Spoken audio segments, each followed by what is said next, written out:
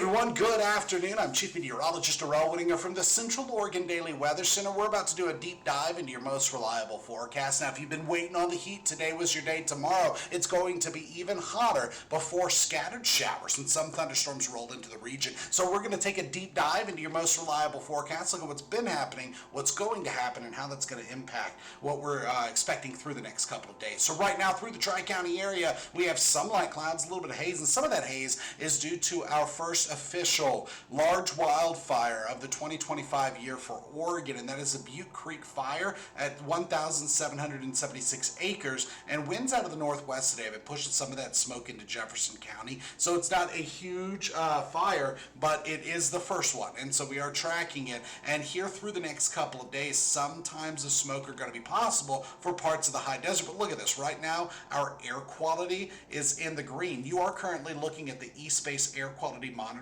Network, and I just went ahead and added in the overlay that shows what we're expecting, like when it comes to hourly averages from the DEQ, and it looks like there is some moderate air quality closer to Pendleton. Our fire's right here, but it's not really impacting air quality for the Tri-County area or the spots around there that have sensors. So we are going to continue to track that for you, but when it comes to winds today, winds have swung around to the northeast. That's what's kicking some of that smoke down into Jefferson County, and it's about to become breezy at times through the next couple of hours. And remember, this is for Shaniko, and this is the wind trends there. So everything to the left of this line is observed, everything to the right is forecast, and through tonight we taper off. But by tomorrow, as showers and some thunderstorms start to develop, winds are going to get breezy.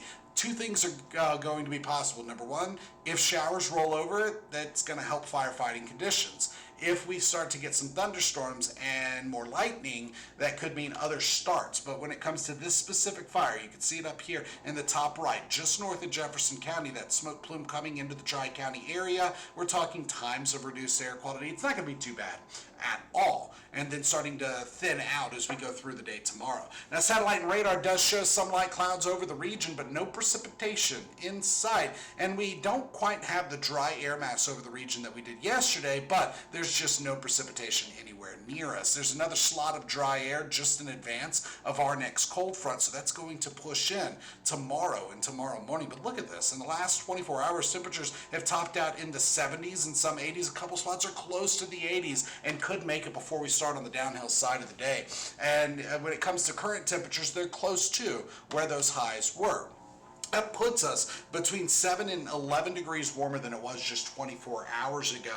And when we go forward through the next couple of days, we're going to notice a couple things. First, you can expect temperatures to really pick up through the next couple of days.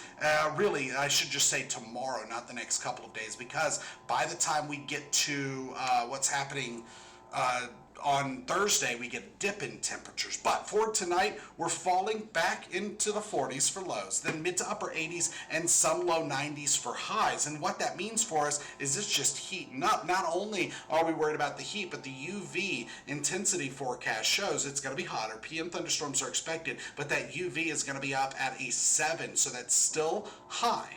Then by Thursday and Friday, it picks up even more as we go forward through the rest of the work week and into the weekend. And with a 7, when it comes to the UV index, what we're looking at is still high UV conditions, so you'll want to keep your sunglasses handy. Wear a wide-brimmed hat. I have a bucket hat on there. Typically, I just wear a baseball cap, but I also put some sunscreen on the back of my neck, because if you're spending 2 or more hours out in the sun, you're going to start to really feel that. So apply your sunscreen every 2 hours. Now, if you need to, seek the shade and just hang out, because it is going to be pretty bright through the first half of the day. By the second half of the day, that's when we start to see some changes, and we are looking at roller coaster temperatures coming up. But by tomorrow afternoon, scattered showers, some thunderstorms expected. Nothing severe. We could be looking at some of them capable of producing some small hail as well as frequent lightning, but nothing getting up to the threshold of becoming severe. So here in our forecast model, we have that next cold front out over the Pacific Ocean.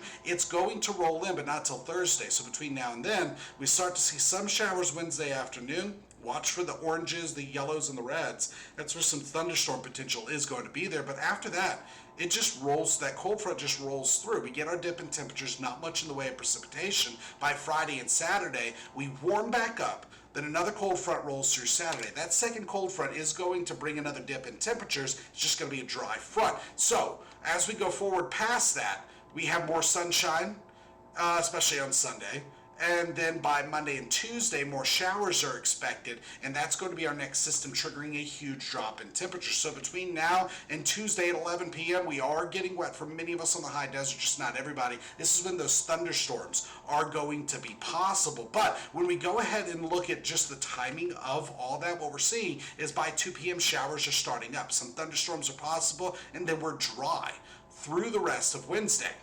When it comes to gusts today, it's just been a little breezy at times, not too bad. Gusts below 20 miles per hour, actual wind speeds 5 to 15 miles per hour. We already saw a graphic like this, but watch this. By Wednesday evening, it gets gusty, or breezy, pardon me, and then by Thursday, still breezy through the afternoon and evening. So, for tonight, temperatures are falling back through the 50s and into the 40s. Wednesday brings with it mid to upper 80s, some low 90s, clouds rolling in during the midday, scattered showers, some thunderstorms, and then our dip in temperatures Thursday. By Friday and Saturday, we're back into the mid, some upper 80s. Then Saturday, it's going to be warming up quickly and then cooling down because of that cold front pushing through. Then it gets much cooler and wetter by Monday and Tuesday. That is the latest in weather. Join us tonight on Central Oregon Daily News with the latest headlines and your most reliable forecast. Here's a quick look at those headlines. Though we're bringing the heat Wednesday, showers and some thunderstorms Wednesday afternoon and evening, then cooler, breezy, and dry by Thursday.